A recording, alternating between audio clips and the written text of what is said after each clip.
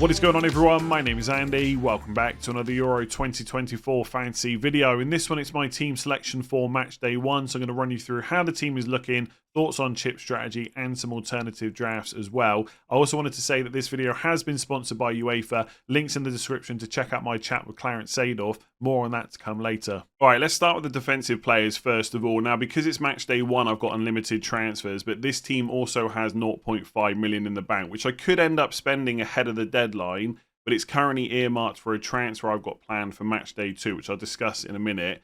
In goal, it's Pickford and Costa. That allows me to target the England and Portugal defences, which I think will be strong in the group stages. There are other teams that will also be strong, like Germany, for example, France as well. But Neuer is 6 million, and Maignan for France is 5.5. Pickford and Costa are only 5 million. Now, generally with fantasy football, you tend to go for even cheaper goalkeepers, but I'm only going to have this team for 2 match days. Then it's going to change for match day 3 with my limitless chip. I'm going to have unlimited transfers in the round of 16, wildcard in the quarterfinal. So I think spending a bit of extra money is fine as long as I'm happy with the rest of the squad. I quite like Verbruggen, for example, at 4.5, the Netherlands #1, but they've got France in match day 2.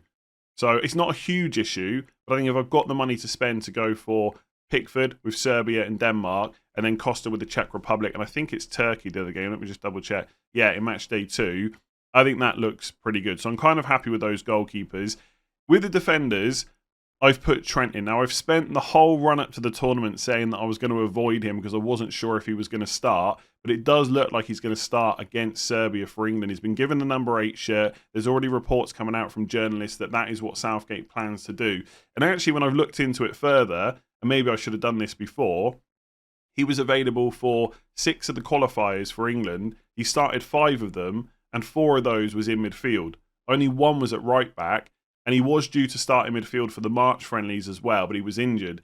So it does look like Southgate's been building up to playing him in midfield for a little while. It doesn't mean that he'll play every game, and so there is some risk with going for him, but he's going to start against Serbia, I'm pretty sure about that. And if he's in the team against Denmark, happy days. And I've not set this team up with 2 planned transfers. So if I have to get rid of Trent, I will hopefully have the option to do that ahead of match day 2. And I just think if he's going to be 5.5 million playing in midfield, it's probably worth it over some of the other options. Like Theo Hernandez and Dumfries are both good, but they play each other in match day 2. I like Cancelo as well, but he's another 0.5 million. And like I said, I want that money to be able to make a transfer in match day 2. So Trent is probably going to stay in. Mittelstadt, if this is the first video you've watched for Euro 2024 Fantasy, he is an absolute bargain. 4 million left back for Germany. Looks to be nailed on. Nagelsmann's been pretty consistent in his picks in the friendlies, and he's basically already confirmed the team. So Mittelstadt has to be in the team. He's just too good value. And then I've got DiMarco for Italy. It's very likely that Italy will have cheaper defenders that start, but I'm not sure anyone can tell me 100% who that is and whether they're going to be attacking enough. DiMarco is 5 million, so he's cheaper than Di Lorenzo, and he should be nailed on. And Albania is a great first fixture, and he is the player that I've got earmarked to sell in match day 2 because Italy have Spain, not expecting a clean sheet there.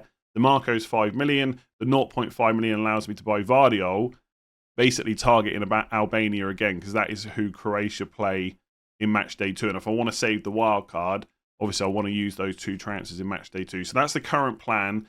DiMarco to whoever I've just said. I've just forgot Vardiol, of course, for Croatia. I've got Vidmar in from Switzerland. Now, I quite like the 2 first games that Switzerland have. It's Hungary in match day 1 and it's Scotland in match day 2. And he's a 4.5 million euro right wing back who has scored in one of the friendlies ahead of the tournament. That's not the only reason I put him in. It's mostly because he's playing in that wing back spot. Now, Switzerland do have other options. I think Akanji at 5 million is just not worth paying an extra 0.5 for. Fabian Schär is absolutely nailed and good for minutes. He's another option at 4.5. And we know he's got threat from set pieces. But I kind of want to take a punt on Vidmar instead, who's really low owned. If I just double check here. Yeah, 0% ownership. Obviously, some people own him like I do, but not enough to push him to the 1% mark. Now, in some of the matches he's played in the friendlies, he's only just made it past 60 minutes. But looking back to when he was available in the qualifiers, he has played 90 minutes at times as well. So right now, I'm willing to take the risk for just 4.5 million. but potentially I could move him on to someone else if I can free up some money elsewhere. There's just not really any positions that I want to do it. Like goalkeepers, for example, Pickford or Costa could go to Verbruggen. There's also Moldovan for Romania, who's only 4 million, but I don't like their Matchday 2 fixture either. So Vidmar is in, and then Fast is on the bench for Belgium, playing Slovakia first game. Belgium just looks strong in the groups in general, and he's only 4 million. Like, he's just another really good enabler.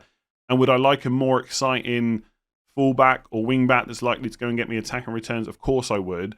But sometimes there's players you just can't turn down. And I feel like Fast for Belgium and Mittelstadt for Germany are just two of those players. So he's in as well. 4 million is just too good to turn down. That allows me to spend more money in my attack, which we'll look at in a sec. So I'm happy to say that this video has been sponsored by UEFA. I am joining football legend Clarence Seedorf to discuss some of the best picks for your UEFA Euro 2024 fantasy team. You can come and join us by using the link in the description below. It's not too late to sign up and get your team ready for the Matchday 1 deadline, which is 8 PM UK time, Friday the 14th of June. And if you want to see if you can beat me, make sure to join my mini league using the code F2G4WJ. As always, links in the description below, and for some of the best picks for your squad, make sure to check out that chat with Clarence Seedorf. Again, links in the description below. So moving on to midfield, and Kevin De Bruyne has found his way into my team, despite the fact that he's not been in any of the drafts that I've put up so far. And I'm still not completely sure whether or not he's a great pick, which sounds stupid when you say it out loud, because Belgium have got a good group. They're going to score lots of goals. De Bruyne is going to get good minutes. When he plays, he always gets attack and returns, but he is 9.5 million. Is he worth spending that money on? Am I just putting him in because I feel like I've got to have a premium player in there somewhere? Or could I go down to the many options around the 7 to 8 million mark? For example, right, I could do De Bruyne to Trossard, who's 8 million. That saves 1.5. And that could be the money to go from Vidmar in my defence to someone like Cancelo instead. So De Bruyne looks great, but when you put it like that, De Bruyne and Vidmar versus Trossard and Cancelo, the decision gets a lot closer. So I think De Bruyne is brilliant, and he is going to get attacking returns. It's just the 9.5 million price mark. I don't know whether I want to pay it. But ultimately, I feel like I've got to have a Belgian attacker in this team, and De Bruyne is the only one in this team that I've put together now. So he is in at the moment, but I could see me going for a slightly different combination. I've still got Gundogan, even though, from what I've read, lots of Germany fans want him out of the team, and he hasn't played particularly well. In fact, if you go back and look at the friendlies where he's played in this number 10 role, he's got 0 attack and return so far. He's not taken a huge amount of shots either. It is a little bit worrying, but I try not to put too much emphasis on friendlies. Like, the intensity when you get to a tournament is going to be different. When you've got that home crowd behind you, I just feel like Gundogan is too good to not get anything playing as a number 10 for Germany and on penalties. So I'm going to stick with him at 7 million because I think that's a pretty good price. And I like the fixtures they've got for Matchday 1 and 2. But I can see why other people might want to take him out. Like, I've said this before, I think international fantasy games are tough because you're always basing everything on what they do at club level, but then it's sometimes different when you play for the national team. And also what's happened in a bunch of friendlies that don't always mean anything to the players or whatever it might be. So it's tough with Gundogan, but I think I'm going to keep him. I've had him in pretty much every single draft I've come up with, and 7 million just seems like a good price if he's going to be on penalties. Early subs are almost certainly going to be a thing for him, but I still think he's worth putting in. And the other 7 million midfielder I've gone for at the moment is Szoboszlai, just because he's such an all-rounder, which I've spoken about before. He plays way more advanced than he will for Liverpool at club level. He's on all set pieces. He takes penalties as well, and he should be pretty decent for ball recoveries. He's just an all-rounder for a game like this that's got loads of routes to points. And for 7 million against Switzerland in Matchday 1, that seems pretty good. Only concerns there is he's playing Vidmar first game, so I've got an attacker versus a defender. I don't think that matters massively because I want these players for Matchday 2 as well. But Szoboszlai does have Germany Matchday 2, which is the toughest game. So my current plan is DeMarco to Vardio, like I already said. And if I don't need the other transfer, for example, if I think Trent is going to start against Denmark and I've got a spare transfer, if I really need to, I can move Szoboszlai to a different midfielder just for Matchday 2 before I use my Limitless in Matchday 3. And if the worst case scenario happens that I've got to deal with a different injury instead, I keep thinking to myself, would it be the end of the world if I have to play Szoboszlai against Germany? If he's got the capability to pick up ball recoveries, if he's on penalties and all set pieces, he could go and get me a return even in what would be quite a tough game. And I was listening to a podcast yesterday, and look, Germany are going to be the favourites for that group, but apparently there's a lot of pressure on them as well. And I think you've got that both sides to playing at home, right? You've got the home advantage, you've got more of a crowd behind you. Maybe there will be a little bit of pressure, especially if that first game doesn't go too well against Scotland. Then suddenly the pressure is on in the Hungary game, and that might suit them. So that's basically my thing with Sabasa. I probably will sell him in match day 2, but if I've got other moves to make, I don't think it'd be the end of the world if I had to keep hold of him. And then my other two midfielders, which are currently on the bench because they're playing in the final day of match day 1, are Bruno Fernandes. I just think 9 million for an output machine like him is incredible. Ronaldo reminded us yesterday against Ireland in the 3-0 win for Portugal, scoring 2 goals, just how good he is. But he's 10 million. He's just that little bit more expensive. And obviously he takes up a forward slot. There's only 3, and there's a lot of options in the forward line to go for. So I'm still sticking with Fernandes. And then my final one is Sivert Gjertsås from Georgia, who's a 4.5 million euro enabler. And again, rather than go for Jorginho for Italy, I'm saving that 0.5 for my potential transfer of DeMarco to Vardio. I mean, again, with the De Bruyne thing, just coming back to combinations, you know, he's 9.5. I could go down to one of the many 7 million options and save 2.5 million. And suddenly Sivert Gjertsås is a 7 million euro midfielder as well. So De Bruyne and a 4.5 million enabler, or 2 7 million euro midfielders, it does get quite a lot tougher when you put it like that.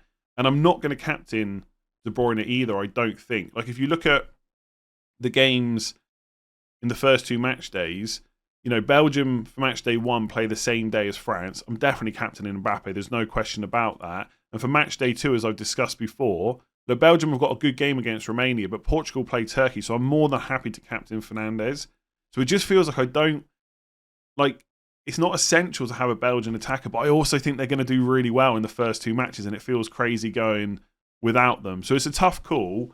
I just think by the time I get to the deadline, De Bruyne at 9.5, I'm just going to feel like I can spend that money better elsewhere. Although the problem with doing De Bruyne and Sivert Gjertsås to 2 7 million midfielders is who do you pick, because there's so many options. I think if I was going to do that, I think Kvaratskhelia would come in from Georgia instead, and then I'd just pick one more, maybe Xavi Simons for Netherlands, or possibly even someone like Mudryk for the Ukraine as well. But right now I've gone for the enabler route and Kevin De Bruyne, who will definitely get returns. Again, can that money be spent elsewhere? Let me know in the comments below what you think. And then up front, I've got Harry Kane for England, Kylian Mbappe for France, and Kai Havertz for Germany. And with Kane and Mbappe in particular, they've been in every single draft that I've put together. I do not see that changing ahead of the deadline on Friday. There's been lots of discussion starting up as we get closer to that deadline about whether or not you could save a bit of money, so go for one of Lukaku or Ronaldo instead of Kane or Mbappe. But for me, I just think there's such good captaincy options in match day 1 in particular. I don't want to drop them. And again, I don't want to put too much emphasis on the friendlies that have happened before the tournament, right? England against Iceland losing 1-0, not great whatsoever. But in that match, Harry Kane had a great chance that you would expect him to put away.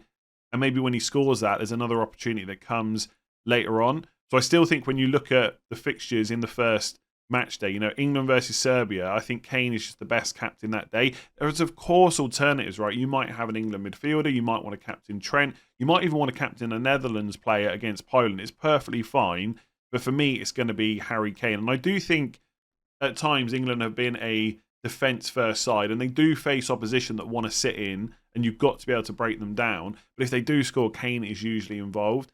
And Mbappe, I'm not sure I really need to go through too much with him, right? Best player in the world, you could probably say. I'm not going to get into that argument right now in this video. Austria is a good fixture, match day 1. I think Austria are actually quite strong. They're just in the wrong group, right? They've got to play Netherlands and France. It's not ideal, but Mbappe is just so good. He's got to be in. He's one of the only essential players for me. And I saw someone say yesterday, apologies, I can't remember who it was, they were going through certain players where even if they were more expensive, they would still be in their team. And Mbappe is like that. If he was 12 million, I'd still probably find a way to fit him in. Kai Havertz is the one that won't be as popular. And again, instead of Havertz and De Bruyne, I could go for Wirtz and Lukaku, because Wirtz is the same price as Havertz, and Lukaku is actually cheaper than De Bruyne. So that would give me another 0.5 to spend. There's just something about Havertz which makes me think I've got to. He's had a good season for Arsenal. You know, plenty of goals, plenty of assists. He's playing number 9 for Germany. Yes, they've got Füllkrug on the bench, but even if he comes on, Havertz might still be on the pitch because he's versatile, can play in lots of different positions. And I am expecting Germany to do really well in the group stages. And I just wonder whether that combination is better. Like, Wirtz has been incredible at club level as well. Of course he has, right? And he's going to do well in this tournament, I'm sure. But I just feel like Havertz playing number 9 just feels too good to turn down. The forward spots are the most, not frustrating, but the hardest to choose that final position because you've only got 3 spots, right? So should it be Lukaku? Should it be Ronaldo? Should it be a different 7.5? But I kind of like this setup with Havertz, and I probably will captain him match day 1 if I go through with having him. If I don't, I'm quite open to captaining Mittelstadt and hoping he can get me an attack and return and a clean sheet, knowing that I've got plenty more options to come later in the match day. So that's how the main team looks right now. Let's just go through a couple of alternatives quickly. So I just mentioned it there, but one of the other drafts I've literally called the Lukaku alternative. So he comes in instead of Havertz, Wirtz comes in instead of De Bruyne, but that does give me 0.5 to spend. So rather than have Sivert Gjertsås on the bench as my 4.5 million euro enabler for Georgia, I've got Jorginho from Italy instead. Now, I'm not sure Jorginho is going to be on penalties, but I still think he's going to be a good option against Albania match day 1. If I've got to play him match day 2 against Spain, it's really not the end of the world for that kind of price. And I don't think he's any worse than Sivert Gjertsås. And you'd expect Italy to be stronger. Jorginho good for ball recoveries as well. So that's where I've spent the extra 0.5. I've also put Kvaratskhelia on the bench for this draft, but honestly, that could just be Szoboszlai instead. It really depends on whether I want an attacker playing a defender in match day 1. Like, Georgia, going by the odds, are not really favoured that much in the group stages whatsoever. But I do like the fact that in match day 1 and 2, they've got their strongest fixtures. As someone that's on a chip strategy where I'm saving the wild card until later, they've got Turkey match day 1 and Czech Republic match day 2, so you can skip their game against Portugal in match day 3. So him and Szoboszlai, I think, are quite close. But that's another reason I quite like the multiple 7 million euro options, because I think there is some potential value there. It's just hard knowing exactly who it is. Let's take a look at one other draft where you've got no Belgian attackers. So for this draft with no Lukaku and no De Bruyne, it basically means you don't have to have an enabler in your attack. So I've still got some cheap defenders like Mittelstadt and Fast, and my front line is Kane, Mbappe and Havertz, but there's no Jorginho, no Sivert Gjertsås in midfield. It's basically Fernandes plus 7 million euro midfielders. So I've got Gundogan, Szoboszlai, Kvaratskhelia, and I've put Mudryk in as well, because Ukraine's fixtures for the first 2 match days are pretty good, bearing in mind that I'm saving my wildcard until later on. So Ukraine have got Romania and Slovakia first 2 games. There's also another player that people have started talking about, which is Sudakov, who is 6.5 million, so a little bit cheaper and playing quite advanced. He could be an option as well, allow you to spend 0.5 elsewhere. But I quite like that setup, especially in a game where we can make substitutions throughout the match day. Maybe having a broader range of options in midfield might give me a better chance of hitting that big score, but I still can't get past the fact that I should have that premium in there if I can make it work. Either way, I'm pretty set on saving the wild card until later on. I think you can make a pretty good squad for match days 1 and 2. The only issue you might run into is if you've backed certain teams and they're not quite as strong as you thought, but I don't think that's going to be a huge issue. And worst case scenario, if you think there's going to be a bunch of rotation or there's injuries, you just pop the wild card in the group stages. But I think saving it until the quarterfinals could be beneficial. You only get 3 transfers from the round of 16 to the quarterfinals. And what you have to do in a game like this as you get to the knockout rounds is start backing teams. So if, I don't know, Germany have got a good fixture in the round of 16, you'll triple up, not just because of that fixture, but also because they'll be likely to get through to the next round and you don't have a huge amount of transfers to use. But what I saw someone point out yesterday was there's another benefit to saving the wild card until later, and that is if 2 teams in the round of 16 that usually you'd want to back face up against each other. So let's say Germany win their group and England finish second. I think they would then face each other in the round of 16. You might want to limit the number of players you've got from those teams, but for the next round, you might want lots of players, right? So the wild card allows you to dodge that tougher fixture for both teams and then still pick some of their players up later. So I just think it's a pretty good strategy. If you want to use all your chips in the groups, you absolutely should. As I've said many times, it's still a decent strategy and a bit more fun as well because you can target lots of different players. But I'm pretty set on saving mine. If you've enjoyed that video, make sure to give it a like and hit that subscribe button. Rate 5 stars if you listen on podcast. And don't forget to check out my chat with Clarence Seedorf. Links in the description below to check that out. I will catch you again soon.